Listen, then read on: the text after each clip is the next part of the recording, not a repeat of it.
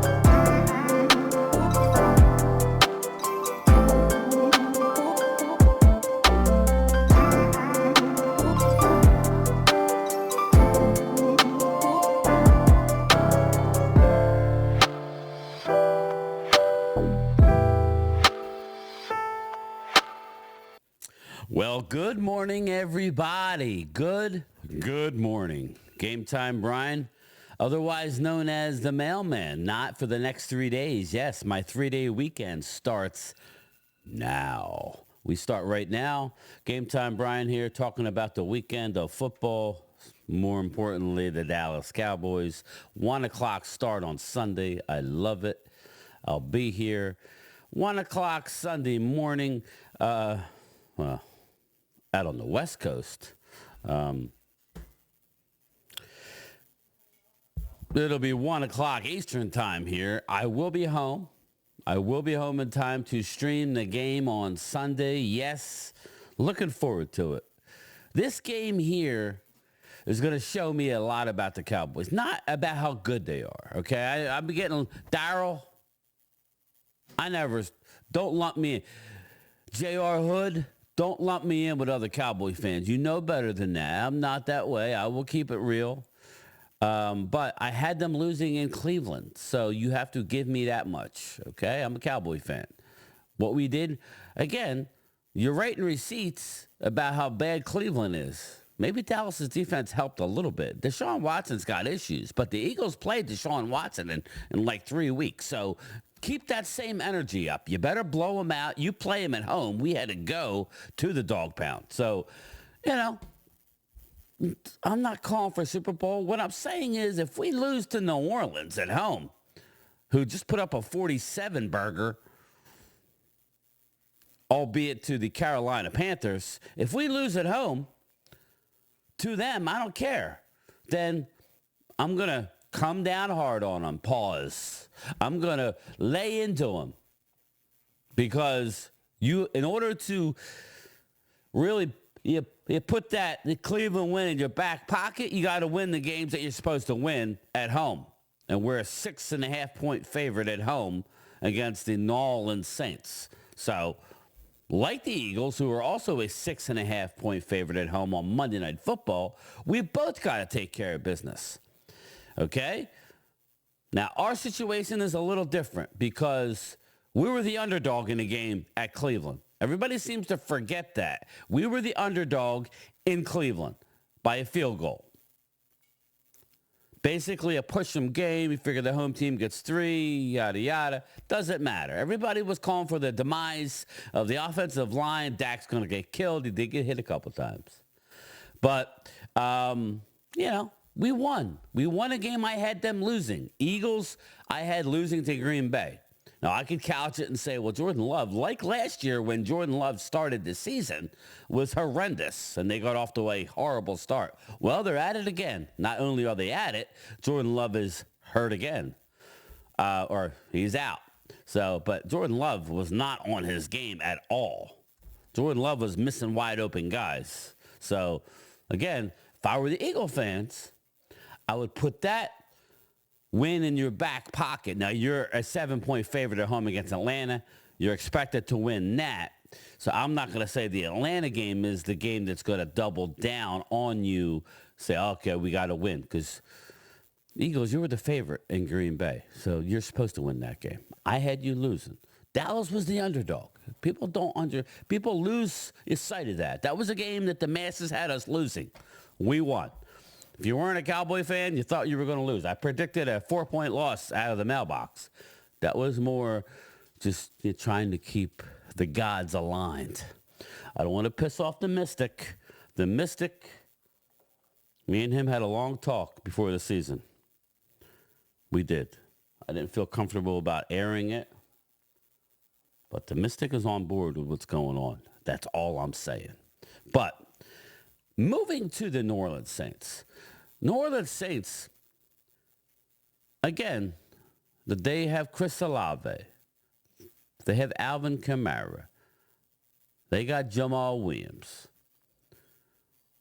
Yeah, they got Cam Hayward. They got an average quarterback who can get hot, who gets rid of the ball quick, and David Carr, average at best. Okay, they have Rasheen Shaheed. I think that's how you say his first name. Shaheed, you know who I'm talking about. I don't really care for their head coach, Dennis Allen, but again, they did things against Carolina that is not going to work against the Cowboys. You saw when they tried to come after Dak and Brandon Cooks were in lockstep. Dak threw the ball well before Brandon even got out of his break to the corner of the end zone. Brandon looked up, and there was a ball waiting on him. So, again, they ain't going to come after Dallas with that type of defense, all-out blitz, because they'll definitely give up 40 points. What upset me about the Carolina game in the second half is the 4-minute offense. What the 4-minute offense is an offense where when you have a lead, you want to drain the clock. It's not a 2-minute offense where you're trying to hurry up. 4-minute offense. Drain the clock, get your first downs on the ground via the run. Couldn't do it. We didn't even really attempt to do it. That's a problem. Not saying I'm panicking. So Darryl or J.R. Hood, I'm not the one that's flexing saying Super Bowl. Far from it. I said, this game here, you can't lose or that first game means nothing. You're expected to win this, like the Eagles at home against Atlanta. The next test we have, unfortunately, that's how it works, is the Baltimore Ravens. I expect that to be a one-possession game. I think you should win the game, but you cannot get blown out. Absolutely not. Absolutely. I think it needs to be a victory, but I'm not getting ahead of myself. I'm just laying out the landscape of the schedule. You have to at least split with the Eagles, at least, like they normally do. I had them splitting with Washington. I'm not going to get off of that. I had them losing last week, so I'm going to stick with that for now. But we'll see about that.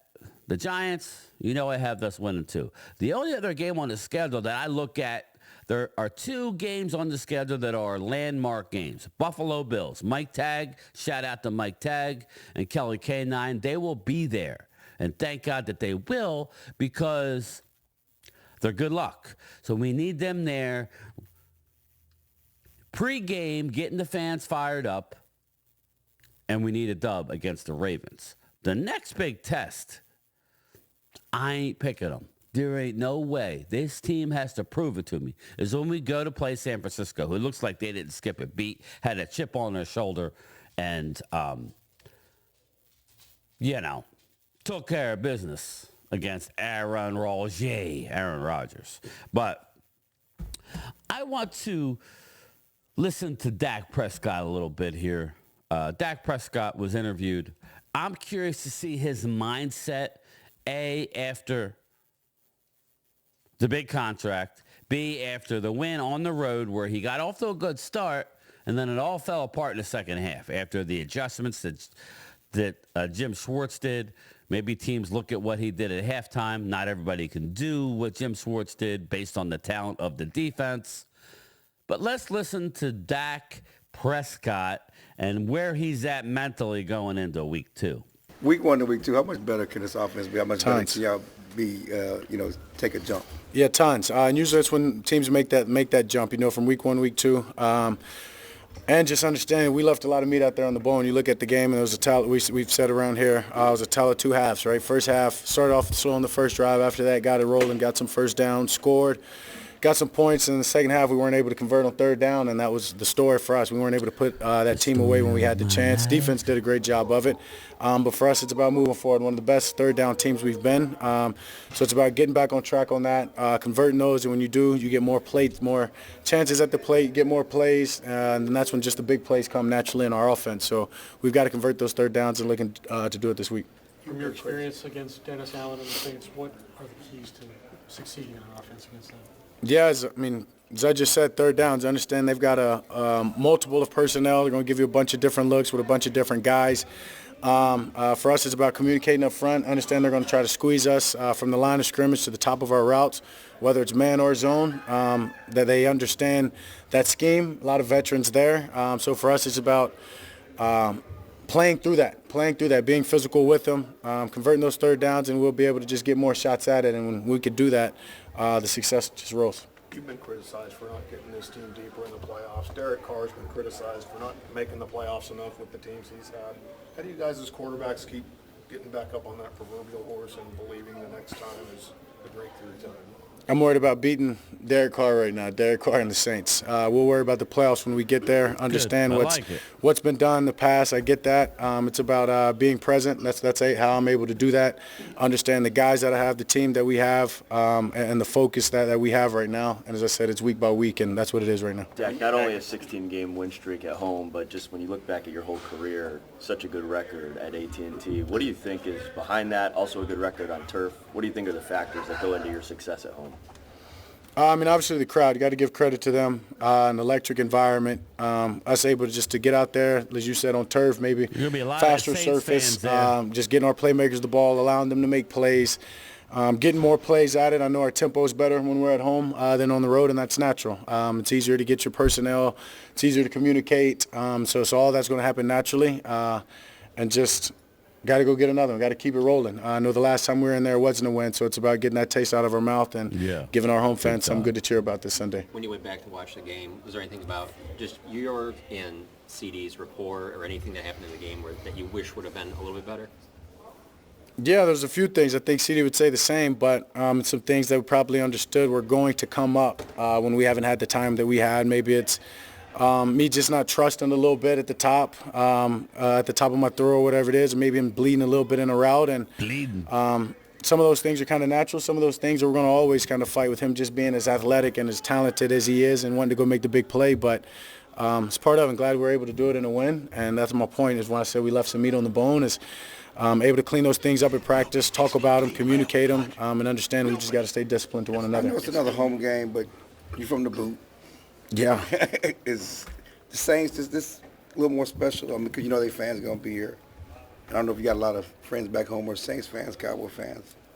I mean, I didn't grow up a Saints fan, so it's a little more fun, I guess you could say. Obviously, after we'll get this win, being able to once again hold the bragging rights. I know I've had some friends reach out to me. You know, I'll be there. I'll be in the end zone, and I've just kind of sent them an emoji and said, "Go Cowboys!" And they fired back with, maybe "Who Dak?" And I wrote back, "Who Dak?" So just good playful stuff back and forth. But it's an NFL game. It's a great team over there. Just looking to go do our job. If Schoonmaker has to play more, the finger. If he has to play more this week, what's your confidence level in him and what his progress year in year two? Yeah, a lot of confidence in him. I'm excited if he has to step up for him being able to just take on that responsibility, be a down in and down out tight end. And you look at the guy's size, you look at his athletic ability, he can make plays. And sometimes guys like that just need that opportunity and just get thrown into the fire a little bit more than they have. And so I'm excited for him, a lot of confidence in him. If it's his day when we get out there, I'll do my part in making sure that he has a good one. You guys started 2-0 last year, but that was just the second time out of 8 seasons that you guys have gone 2-0 since you've been here. What makes it so hard to go 2-0, to win those first 2 games? It's the NFL. It's hard to win every game. As I've said before, and I mean I think everybody knows you don't win games on paper. So you got tape out there. Everybody saw that you you did real good in the first half. Now there's tape on what stopped you. Now, again, you got to have personnel to go along with the tape, but it's never-ending adjustments, which is why I say Kansas City is so good, because they got a great coaching staff. Okay, adjustments. It's one thing to have the players. It's another thing to put them in the right position. This comes back to Mike Zimmer. I know Drew likes to. The kids say we're saying that he's the best thing since sliced bread. No, what we're saying is it's a different type of guy. And you're not a Cowboy fan, Drew, so you're allowed to have your opinion. I'm not saying we're going to Super Bowl. I'm just saying Mike Zimmer already talked to Micah Parsons. Already talked to him and said, my bad. Literally the next day after the game, my bad. They doubled you on this amount of plays. That's coaching. That's on me. It won't happen again. We're going to, listen, everybody, all the greats get double and triple teamed. No doubt. But if you could scheme it to where they don't, now you're cooking with gas. Coaching, people. We'll see how that develops, but he apologized to Mike and saying, I got to do a better job getting you in position. That's why we're excited about Mike Zimmer. He worries about stopping the run. The difference between him and Dan Quinn was, we're going to stop the run on the way to the quarterback. Mike Zimmer's like, no, we're definitely stopping the run, and we're going to get to the quarterback by scheme or just flat-out talent, a la DeMarcus Lawrence, Micah Parsons. DeMarvion Overshown. It goes on and on. Again, this is what I was talking about when I said our defense was going to be a lot better. Don't worry, Drew. You're going to come to my side and say, you know what, game time? I should have listened to you. That doesn't mean we're going to win shit. What that means is their defense is going to put them in a position to be successful. Not every game. It's the NFL. Well, there's people get paid on the other side of the ball, too. But anyway, let's go back to Dak. Vinny Hagan, circling back. Let's go. I leave my girl. I do. Hell no. Week 1 to week 2, how much better can this offense be? How much better can y'all be? I'm going to just fast forward to here. A lot of times maybe teams get too high off of their first win and think that they're better than they are. No high a good here. thing in us, understanding we've left a lot of meat on the bone and having the standards that we have in this locker room for our play, offense and defense. So it's about just going out there and building off of what we did last week, but particularly us on offense, cleaning up a lot of things and just getting better. And I think if we do that confidently. Defense obviously will play the complementary ball. We can do it again. Yeah, you go against him in practice all the time. How smart of a cornerback is Trayvon? Yeah, very smart. Thing about it is he's always talking too. He's always communicating with me, asking things about my drop, maybe why I looked him off, or always trying to get more knowledge. And sometimes I tell him, I may do this because I know I'm going against you. You know what I mean? Or this or that, where another quarterback may not do that. But super smart, understands concepts. He was a receiver, so understands stems, breaking points, the yards that those things want to happen, and then he trusts himself. And I think at the end of the day, when you play that position and you have the talent that he has, you have to trust yourself. And he does that, and that allows him to go make big plays. You've had a serious injury before with Jake. He's pushing to play, but do you say anything to him about, hey, it's early in the season, or any advice to him? I know he's a big part of your game, obviously. Yeah, our two injuries are completely different. Right. The guys, I joke with him more than anything. He's a physical guy. He's an aggressive guy. I can't say I'm not going to rush him back or urge him rushing back, but I'm going to urge him. But obviously it's not my call. He's smart. He's a professional. If it was getting out there and he was gimpy, yeah, I'd put my 2 cents in not to, but he understands himself and what he needs to do and the value of him to this team and the value of playing a whole healthy season. Did he do anything today? In Week 1, the Saints had 12 pressures from players that were playing off the ball. From a preparation standpoint, how do you prepare for pressure to be able to come from all different places? Block it up, communicate with the guys, make sure we're all on the Bring same it on. page. That includes the receivers, have high Bring it. responsibilities, That's big and be plays. confident in what I see. Bill Parcells used to say, we want you to blitz.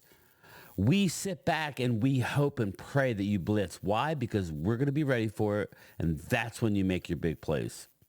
It's no surprise that Dak is one of the best quarterbacks against the blitz. What that means is he's smart. He identifies where it's coming from. You just got to connect. And I said just communicate it, make sure all 11 know what we're trying to do and accomplish on a play, and when the ball snap, execute it. How important is Zeke to that same point? Huge. Yes. Zeke, Pass all pro. of the running backs, Everybody- and like I just mentioned with the Hodge, the receivers are as well. They play a huge part in it. So watching tape on some teams and how they do things, it just puts an emphasis on us and the way that we've created that standard of all 11 being on the same page, everybody playing a part in the protection and what the pressure may be. And I think last week, honestly, the touchdown throw was an example of that. That wasn't about just me. That was about the offensive line. That was about the receivers. And there's actually a couple of more plays where we're able to get to different things. And it's because everybody understands the tough looks that teams are going to present us and how we need to attack them and option way to protect ourselves and option B of how to make them pay and score a touchdown and get them out of it. Why have you been so good against the blitz? I mean, I think it just goes into that, getting all 11 on the same page, really. A lot of film study. I know Chase Hazlitt does a great job with the rest of the coaches in getting us our blitz plan, coming up with a plan for what these teams Chase are doing, Hazlitt, showing us the one of them's problematic Jim looks. Hazlitt's kid. And then, as I said, it's about me watching the film and just being confident in what I see and getting all 11 on the same page and trusting the guys are going to do their job, and they do. Yeah, Coach McCarthy was saying that he'd be comfortable from Brandon from 70 yards. How crazy 70, is that's crazy. I give him 75, especially indoor. It's crazy. It's a blessing, not anything I take for granted. Me, I want to take a little bit off his pressure and score touchdowns, or off his plate and score touchdowns. You know, rest his leg a little bit, let him just kick some of those easy PATs, and we got to do our part answer, in Dak. wrestling. But I Good know if we answer. need him, and he's gonna step up and make the play. Isn't that right, EK? Sean's got the last question. Tyler Guyton said that he felt he played poorly in week one. Man. I mean, when a rookie is rating himself at that scale, how do you kind of communicate with him? To Told make you, sure Drew. that he understands, Told you. You know, what he was up against and everything like that, too. Yeah, when you've got a guy like that who has the standard and the expectations for himself, he didn't play poorly. He may not have played to his expectations, and that's awesome to hear. But it's about just continuing to encourage him. There was times that maybe he got edged, or maybe Miles got his hands on me or hit me a little bit after the play. And Tyler, almost apologizing in a sense. And, hey, bro, don't worry about it. Ball got out. Just move on to the next play. So for me, it's about just telling him to continue to move on. He's growing in each rep. He understands that, and he's going to be a hell of a player, especially he just keeps those expectations and is tough on himself like that. He's going to be a hell of a player. All right, hell of a player. Good morning. Sorry, Coach. We'll deal with you another day. But anyway, there it is. Dak Prescott's mindset seems like it's right where it needs to be. I don't think anybody's really questioning that. It's all the playoff stuff. So, 3 straight years of 12 wins. We're going to be good. I told everybody he was saying the 5 wins. All the Dan Psilio nut huggers out there who went, Dan said 5. Yeah, you guys, unless we have major injury, we're probably going to win 11 games. I had us at 10. Now, since I was wrong on my first prediction, it's 11. We will adjust as we go. But, I'm going to stick to the rest of the schedule how I had it predicted. Eagles, I had them at 10. They won on the road. That's 11. That may change things. That may change the tiebreaker because I had them with the lesser of the conference wins. They got another one.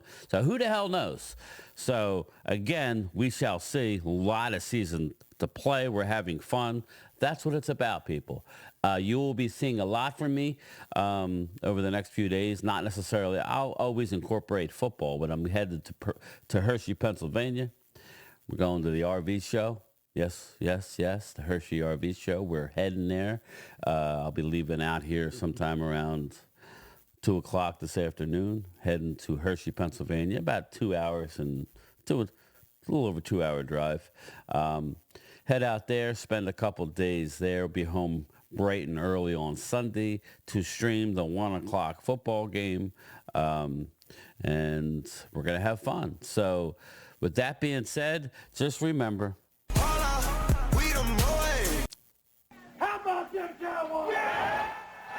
Talk to you later, Lee.